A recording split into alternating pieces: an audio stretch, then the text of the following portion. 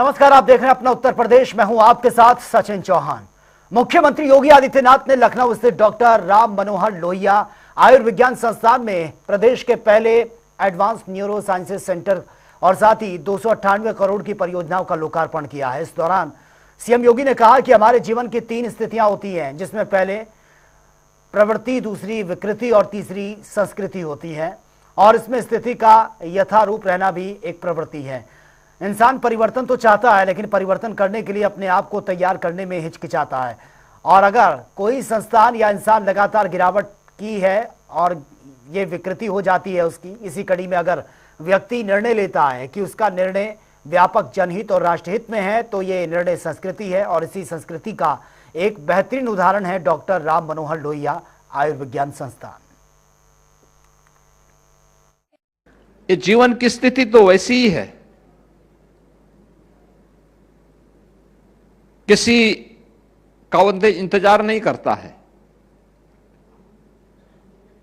हमें काल की गति से 2 कदम आगे चलने के लिए अपने आप को तैयार करना होगा। जो व्यक्ति, समाज या देश काल की उस गति को पहचान नहीं पाता है, वह काल की चपेट में स्वयं आ जाता है। क्योंकि काल की गति तो वही है जिसके बारे में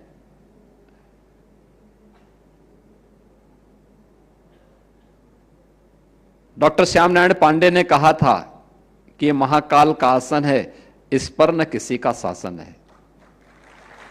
यानी काल की गति पर किसी का शासन नहीं होता है। कोई ये मान करके चले कि मैं समय की गति को अवरुद्ध कर दूंगा, ये उसकी गलत फहमी होगी। हमें उससे 2 कदम आगे चलने के लिए अपने आप को तैयार करना पड़ेगा। अगर हम चलेंगे तो प्रगति करेंगे। अगर हम नहीं चल पा रहे हैं, हम अपने को केवल समय के अनुरूप लेके जा रहे हैं, तो फिर हमें यथास्थितिवादी के रूप में लोग मानेंगे। हम कब आए कब गए किसी को पता नहीं होगा।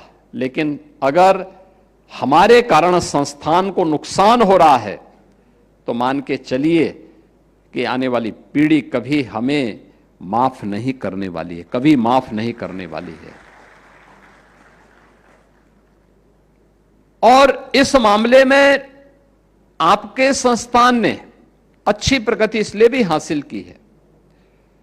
आयुर्विज्ञान संस्थान 5 वर्ष में, डॉक्टर राम मनोहर लोहिया आयुर्विज्ञान संस्थान 5 वर्ष में प्रदेश के अंदर जो हमारे 3 टॉप के चिकित्सा संस्थान है,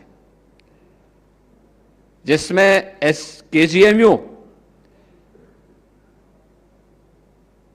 110 वर्ष की अपनी आयु पूरी कर चुका है, तो स्वाभाविक रूप से वह तो आगे रहेगा ही रहेगा। SGPGI वह भी कमोवेश 4 दशक पुराना है, लेकिन आप लोग 5 वर्ष में या 19 वर्ष में एक लंबी छलांग लगा करके प्रदेश के अंदर 25 करोड़ की आबादी में आपने नंबर 3 के स्थान के साथ तीसरे 3 टॉप के जो संस्थान है, टॉप 3 में हम अपने आप को स्थापित कर चुके हैं। ये चीजें दिखाती हैं कि हमारी दिशा सही है, हमारी लीडरशिप सही है, हम सही दिशा में आगे बढ़ रहे हैं। भौतिक चुनौतियां आती हैं, लेकिन टीम वर्क होता है, कार्य करने का जज्बा होता है, तो वह लोगों के मन में एक नई उत्साह का संचार करता है। आपके लिए यह अवसर इसलिए भी महत्वपूर्ण है क्योंकि यह संस्थान एक ऐसे स्थान पर स्थित है जो पूर्वी उत्तर प्रदेश का मुहाना है। पूर्वी उत्तर प्रदेश का हर पेशेंट सबसे पहले आरएमएल में आता है, सबसे पहले यहीं पे आता है। डिप्टी सीएम केशव प्रसाद मौर्य उन्नाव पहुंचे, जहां पर उन्होंने एक बार फिर से कांग्रेस और समाजवादी पार्टी पर जमकर निशाना साधा है। राहुल गांधी के हाइड्रोजन बॉम्ब और परमाणु बॉम्ब वाले बयान पर केशव प्रसाद ने कहा कि वो फ्रस्ट्रेशन का शिकार हो गए हैं। वो सत्ता में अपना जन्मसिद्ध अधिकार समझते हैं, क्योंकि देश ने गरीब और पिछड़े वर्ग से आने वाले बेटे को प्रधानमंत्री बना दिया। इससे कांग्रेस का जो हाजमा है वो खराब हो गया है। साथ ही उन्होंने अखिलेश यादव पर भी उस बयान का पलटवार किया है, जिसमें उन्होंने कहा था कि अगर वोट चोरी नहीं रुकी तो इंडिया में भी नेपाल जैसे हालात हो सकते हैं। केशव मौर्य ने पलटवार करते हुए कहा कि अखिलेश यादव चोरों का साथ छोड़ दें और भ्रष्टाचारियों का साथ भी छोड़ दें। 2047 तक जनता के आशीर्वाद से देश और प्रदेश में बीजेपी की ही सरकार रहेगी। आपको मालूम नहीं, उसके पहले वो परमाणु बम, फिर भूकंप और फिर हाइड्रोजन की बात कर रहे हैं, लेकिन वो फ्रस्ट्रेशन का शिकार है। वह देश की सत्ता पर अपना जन्मसिद्ध अधिकार समझते थे, लेकिन देश की जनता ने एक गरीब माँ बाप के बेटे ओबीसी वर्ग से आने वाले माननीय नरेंद्र मोदी जी को तीसरी बार प्रधानमंत्री बना दिया और विकसित भारत के लक्ष्य को लेकर के देश आगे बढ़ रहा है। इससे कांग्रेस का हाजमा खराब है और श्री राहुल गांधी जी अपने संवैधानिक दायित्वों को भी पूरा नहीं करते। इसके कारण देश की जनता उनको बहुत तरीके से देख रही है और जब भी चुनाव, जहां भी चुनाव होंगे वहां उनको सबक सिखाएगी, उनको सजा देगी। श्री अखिलेश यादव जी को कह देना चोरों का साथ छोड़ दें, भ्रष्टाचारियों का साथ छोड़ दें, क्योंकि देश में कांग्रेस की अगुवाई में जब सरकार थी तो श्री राजीव गांधी जी ने कहा था कि हम दिल्ली से 1 रुपया भेजते हैं तो 15 पैसा जिसके पास भेजते हैं वहाँ पहुँचता है। माननीय प्रधानमंत्री जी के नेतृत्व में, माननीय मुख्यमंत्री जी के नेतृत्व में जब से हमने सरकार बनाई है, जितना पैसा जिस लाभार्थी के खाते में भेजा जाता है पूरा पैसा पहुँचता है। और देश और प्रदेश में अभी न कांग्रेस का नंबर है न समाजवादी पार्टी का नंबर है। श्री अखिलेश यादव जी मेरी लाल का हसीन सपना जरूर देखें, लेकिन 2047 तक अभी देश और प्रदेश में जनता के आशीर्वाद से, भाजपा के हमारे कार्यकर्ताओं के परिश्रम से हमारी सरकार है और आगे भी रहेगी। उप मुख्यमंत्री ब्रजेश पाठक ने एक बार फिर से समाजवादी पार्टी पर निशाना साधा। अखिलेश यादव पर निशाना साधते हुए ब्रजेश पाठक ने कहा कि सपा मुखिया इस वक्त फ्रस्ट्रेशन में हैं। उन्होंने कहा कि जब सपा सत्ता में आई तब गुंडागर्दी और दबंगई सामान्य बात थी, लेकिन आज योगी सरकार में अपराधी या तो जेल में हैं या फिर वह प्रदेश छोड़कर चले गए हैं। आपको बता दें कि ब्रजेश पाठक आज आगरा पहुंचे थे, जहां पर उन्होंने जिला अस्पताल का निरीक्षण किया, साथ ही समीक्षा मीटिंग की है और जरूरी दिशा निर्देश भी दिए हैं। देखिए, समाजवादी पार्टी के मुखिया पूरी तरह से फ्रस्ट्रेशन में है। उनको अच्छी तरह आगरा की जनता, इटावा की जनता, पूरे प्रदेश की जनता याद दिला रही है कि जब जब समाजवादी पार्टी सूबे में सत्ता में रही है, गुंडई, लफंगई, बदमाशी, पकड़ सामान्य बात थी। आप लोग भी गवाह हो। आज हम दावे के साथ कह सकते हैं कि भारतीय जनता पार्टी की, योगी जी की सरकार में लॉ एंड ऑर्डर नंबर 1 पर है और उत्तर प्रदेश का चतुर्मुखी विकास हो रहा है। समाजवादी पार्टी के शासनकाल में गुंडे, माफिया, बदमाश, लुच्चे, लफंगे आगरा की सड़कों पर चौथ वसूली करते थे। आप सबको पता है कि जंग से अराजकता का अड्डा आगरा को बना करके रख दिया था। आज अपराधी जेल में है या प्रदेश छोड़ करके चले गए। कौशाम्बी के सिराथू तहसील में महाराजा बिजली पासी बोर्ड पर अपना दल के राष्ट्रीय अधिवेशन का बैनर लगाने से विवाद खड़ा हो गया है। सैनी थाना क्षेत्र के कमासीन में स्थित बोर्ड पर लगे बैनर से गुस्सा है और वहीं बीजेपी के पूर्व क्षेत्रीय मंत्री ओम प्रकाश पासी ने कार्यकर्ताओं के साथ सैनी थाने में शिकायत भी दर्ज करवाई है। उन्होंने कहा कि महाराजा बिजली पासी के सम्मानित बोर्ड पर राजनीतिक बैनर लगाना समाज का अपमान है। समाज के लोग भी थाने पहुंचे हैं, जहां पर उन्होंने प्रशासन से कड़ी कार्रवाई की मांग की है। साथ ही चेतावनी दी और भविष्य में ऐसी घटना दोहराई गई तो विरोध प्रदर्शन किया जाएगा। मेरे साथ सारे पासी आज कौशाम्बी के कल शाम से जिस तरीके पल्लवी पटेल अपने आप को पासी समाज की मसीहा समझती है, अपने आप को कहती है कि मैं विधायक हूं, अपने आप को कहती है कि मैं हर दलित के, हर गरीब के, हर पासी के घर में मैं जा करके सेवा करने का मौका देती हूं। मैं इससे पूछना चाहता हूं ये विधायिका जी से, जिस तरीके हमारे समाज के ऊपर, हमारे बिजली पासी के ऊपर, महाराजा बिजली पासी के ऊपर जिस तरीके अपना बैनर लगा करके, इसको इतिहास गवाह है कि अपने ये औकात भूल गई हैं। हमारे समाज के ऊपर जिस तरीके अपना पोस्टर लगा करके जिस तरीके हम लोगों को अपमानित किया गया है। रहा सवाल इनका, मैं इनसे पूछना चाहता हूं पल्लवी पटेल से कि जिस तरीके हमारे अभी सौरई में घटना हुई, जिस तरीके यादव बिरादरी दलितों को हमारे मार के पीड़ित किया गया, हमारे दलितों को मार मार के जिस तरीके हमारे बहन बेटियों को मार करके और जिस तरीके फेंका गया, कहाँ थी अभी तक? अभी तक कोई समाज के पाछे हमारे समाज के बीच में जाने की कोशिश नहीं की। चित्रकूट के मऊ मनिकपुर विधानसभा सीट से विधायक अविनाश चंद्र द्विवेदी खजूरिहा कला गांव पहुंचे, जहां पर उन्होंने जन चौपाल लगाकर ग्रामीणों की समस्याओं को सुना, साथ ही निराकरण कराए जाने की बात कही है। आपको बता दें कि जन चौपाल में ग्रामीणों ने विधायक अविनाश चंद्र द्विवेदी से सड़क, बिजली और पानी की समस्याओं को लेकर अवगत करवाया है। विधायक ने सभी समस्याओं के समाधान का आश्वासन भी दिया है। ग्रामीणों की समस्याएं सबसे ज्यादा रोड की हैं। गांव में कीचड़ बहुत है, आज तक किसी आदमी ने बनाया नहीं गरीबों की रोड। मैं गांव में घूम घूम गरीबों का ही रोड बनाने के लिए तत्पर हूं और मैं चाहता हूं कोई भी गरीब का रोड ऐसा बन जाए कि उनकी गाड़ी, मोटर, गाय, बैल, भैंस बराबर आराम से जाए और वो लोग आराम से निकलें। मैं इसीलिए सभी गरीब भाइयों से अनुरोध करता हूं, जिसका जो भी इस तरह का काम है वो मुझको प्रार्थना पत्र दे दें। मैं जिससे गरीबों का रोड का काम, हैंडपंप का काम तो मेरे हाथ में नहीं है, लेकिन मुझसे बाकी किसी की जमीन कब्जा हो, कहीं चक्रोड कब्जा हो, तो प्रार्थना पत्र मुझको दें। मैं पूरी कोशिश करूंगा कि मैं गरीबों का काम कर सकूं। चलिए आगे बढ़ते हैं बड़ी खबर के साथ। और लखनऊ से बड़ी खबर सामने आ रही है। रेलवे के दफ्तरों तक पहुंची है सीबीआई की टीम। सीबीआई ने रेलवे डिपार्टमेंट में छापेमारी की है। सीबीआई ने बरामद किए हैं 10 से ज्यादा फर्जी एफडीआर। 10 करोड़ की फर्जी एफडीआर की बरामद की गई है। रेलवे टेंडर के लिए लगाए गए थे फर्जी एफडीआर। विभागीय अधिकारियों और ठेकेदारों से इस मामले को लेकर पूछताछ भी की जा रही है। तो फिलहाल ये बड़ी खबर से आपको अपडेट करा रहे हैं। रेलवे के दफ्तरों तक पहुंची है सीबीआई की टीम। रेलवे में भ्रष्टाचार थमने का नाम नहीं ले रहा है। लगातार सीबीआई भी लगी हुई है कि भ्रष्टाचार कैसे थमे, और इसको लेकर के उत्तर रेलवे के लखनऊ मंडल में और पूर्वोत्तर रेलवे लखनऊ मंडल में छापे डाले गए और वाराणसी मंडल में छापे पड़े हैं।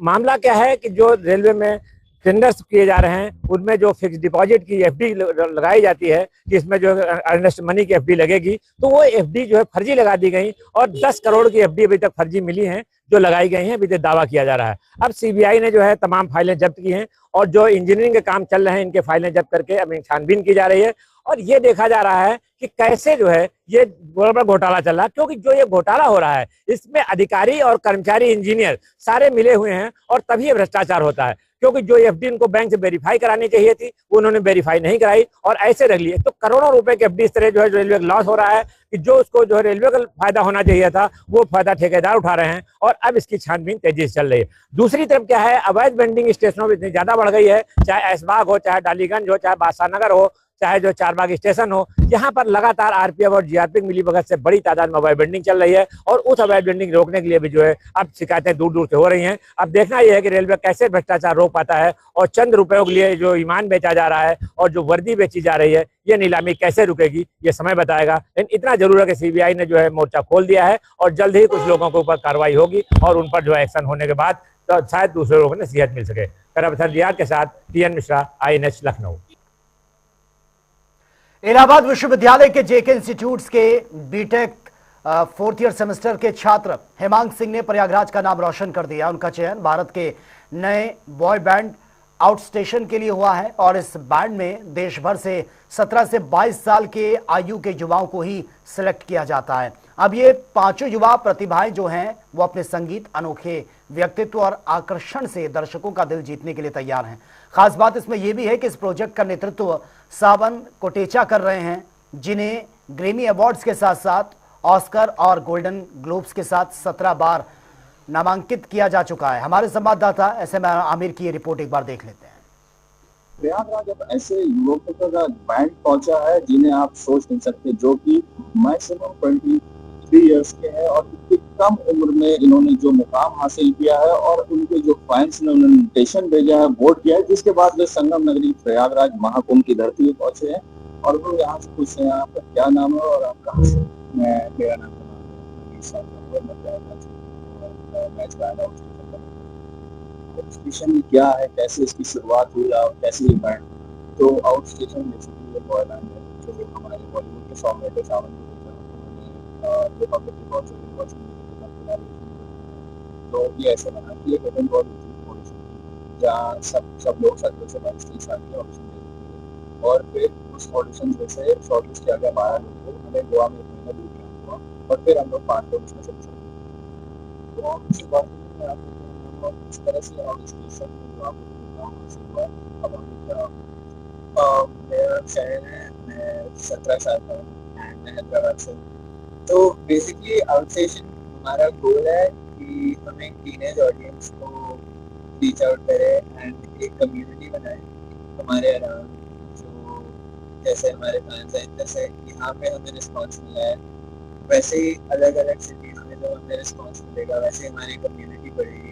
एंड इंडिया में पहले ऐसे कोई कम्युनिटी लाइक कोई बना नहीं पाया है विद टीनेज ऑडियंस कोई बना नहीं पाया एंड हमने गैप देखा हो एंड वी वांटेड हमें क्रिएट करना है। और लोग से बात कर लेते हैं बताइए कितना फैमिली का सपोर्ट मिला है या कुछ नाम तो इंस्टाग्राम पे साल का तो मतलब इंडिया में तो इसलिए आर्टिस्ट को सपोर्ट तो नहीं करते माँ बाप, मतलब इसलिए इंजीनियर डॉक्टर वगैरह बनाने की कोशिश करते हैं। बट मतलब स्टार्टिंग में सपोर्ट मिलता नहीं बट फिर बाद में जब मैंने देखा कि थोड़ा सोशल मीडिया एंगेजमेंट मिल रहा है तो फिर फाइनली ऐसे बूट कैंप में भी सिलेक्ट हो गए थे हम। आफ्टर मतलब हज़ारों ऑडिशंस आए उसके बाद सिलेक्ट हो गए तो फैमिली अब तो बहुत सपोर्ट है। और लोगों से बात करिए नहीं पता और स्टेशन तो बन गया है उन्हें कितने दिनों तक जर्नी चले उनके साथ रहेंगे आगे चल के अलग वो तो डर होंगे बट अब तो हम खुद चल रहे हैं जब तक हम क्रिएट ना हो जब तक पूरी दुनिया ना मिलेगी तब तक चलते रहेंगे। सपना है मगर ये बताइए जो आउट स्टेशन इसको बांध कर चलना और इस बैंड को हमेशा बनाए रखना ये भी चुनौती इस तरह से मुझे लगता है हम बहुत टाइम स्पेंड कर रहे हैं और मुझे ऐसे स्प्लिट सब नहीं हो भाई हमारा वो बाय का बहुत बन चुका है मेरा ब्रदर घर में 2 भाई बहन लोगों के साथ इस बात मगर ये बैंड बना है 5 लोग का है और युवा है और हर डिस्ट्रिक्ट में जाकर अपना परफॉर्म दे रहा है। देखना होगा ये आउट स्टेशन आगे क्या धमाल बनाएगा ये तो देखने वाली बात होगी। लेडी जर्नलिस्ट सामने स्वागत है सैयद मोहम्मद आबिद पे हाल ही में 8वीं क्लास में पढ़ने वाली 12 साल की छात्रा के साथ सामूहिक दुष्कर्म की घिनौनी वारदात सामने आई है और छात्रा के पड़ोस में रहने वाले ITI और डी फार्मा के छात्रों ने पार्टी के बहाने उसको बुलाया और फिर उसके साथ इस शर्मनाक घटना को अंजाम दिया है।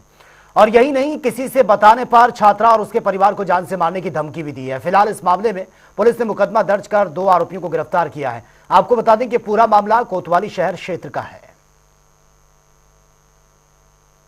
कल दिनांक 12 सितंबर 2025 को थाना कोतवाली शहर पर वादी द्वारा दी गई तहरीर जिसमें उनके द्वारा बताया गया कि उनकी नाबालिग पुत्री के साथ उन्हीं के मोहल्ले के पड़ोस में रहने वाले 2 लड़के रुस्तम पुत्र सतेंद्र और प्रियांशु पुत्र बबलेश द्वारा उनकी पुत्री को बहला फुसलाकर वो बर्थडे पार्टी लेने के बहाने बुलाया गया और उसके साथ गलत कार्य किया गया।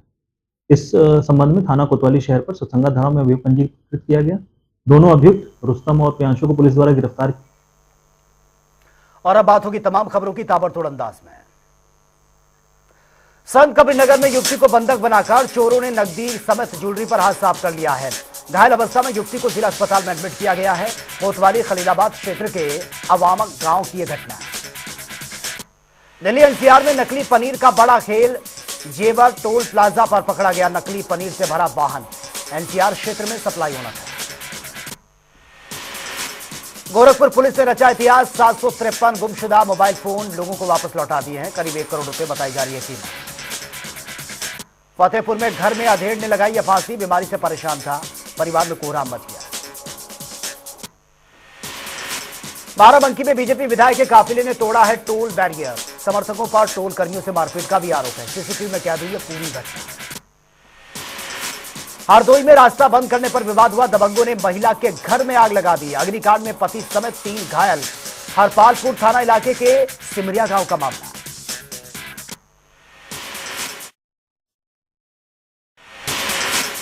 वाराणसी में मॉरिशस के पीएम स्वागत की तैयारियों में डिवाइडर पर बने शिवालय को लेकर सपा का विरोध। कार्यकर्ताओं ने कलर से पुताई कर जताया आक्रोश। लखनऊ विश्वविद्यालय गेट पर छात्रों ने फूंका है बीसीसीआई का पुतला। Bharat Pakistan Asia cup match और पहलगाम हादसे में 26 मौतों पर जताई नाराजगी। वाराणसी में बीएचयू में पीएचडी कर रही रोमानिया की छात्रा की संदिग्ध परिस्थितियों में शव मिला है। पुलिस ने पोस्टमार्टम के लिए भेज दिया है। जांच जारी।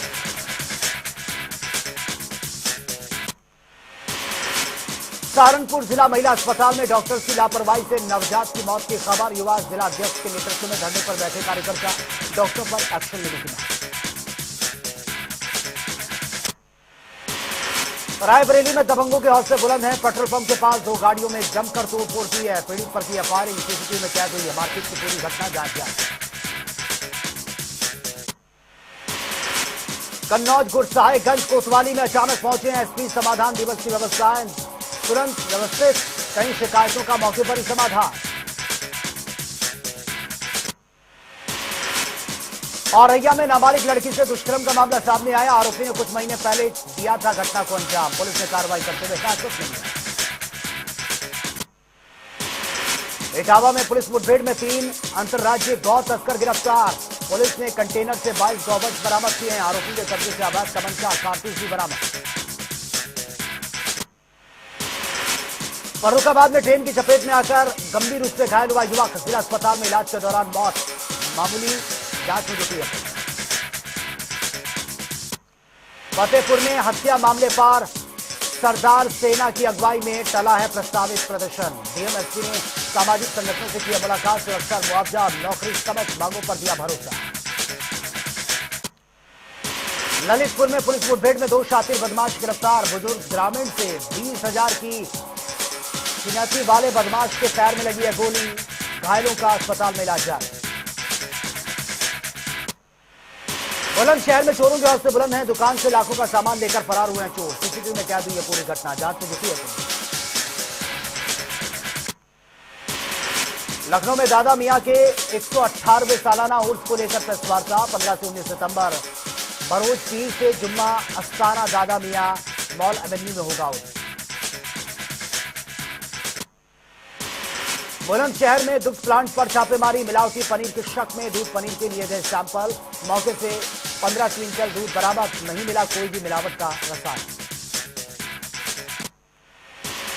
बाराबंकी में क्लासरूम में बेहोश होकर गिरी है कक्षा 8 की छात्रा। स्कूल में मचा हड़कंप। डॉक्टर्स ने एनीमिया की जताई आशंका। बिना नाश्ता किए स्कूल में आने से तबीयत बिगड़ गई। राजगंज में भारतीय स्वराज के राष्ट्रीय अध्यक्ष और प्रदेश अध्यक्ष सहित 5 गिरफ्तार। 3 दर्जन से अधिक मामले दर्ज हैं। कोर्ट ने 14 दिन की न्यायिक हिरासत में भेज। लखनऊ एयरपोर्ट पर यात्रा कर रहे शख्स के बाद से 315 बोर का कारतूस बरामद हुआ। वैध लाइसेंस न दिखाने पर सुरक्षा एजेंसी ने डिटेन किया है। जांच जारी। लखनऊ में पुलिस ने संदिग्ध कार की घेराबंदी कर रोका है। पुलिस की गिरफ्त में कार सवार 3 अभियुक्त। जांच जारी। प्रयागराज में राष्ट्रीय टंडन मुक्त विश्वविद्यालय का 15 सितंबर को 20वां दीक्षांत समारोह होना है। राज्यपाल आनंदीबेन पटेल होंगी मुख्य अतिथि। 28,752 अभ्यर्थियों को डिग्री, 27 छात्रों को गोल्ड मेडल। सुल्तानपुर में किशोर की संदिग्ध परिस्थितियों में मौत मामले में कार्रवाई न होने पर परिजनों का हंगामा। ग्रामीणों संघ पुलिस चौकी का घेराव किया। आरोपियों पर कार्रवाई की उठाई नहीं। फतेहपुर में फांसी पर लटकी मिली है विवाहिता महिला। परिजनों ने ससुराल वालों पर लगा।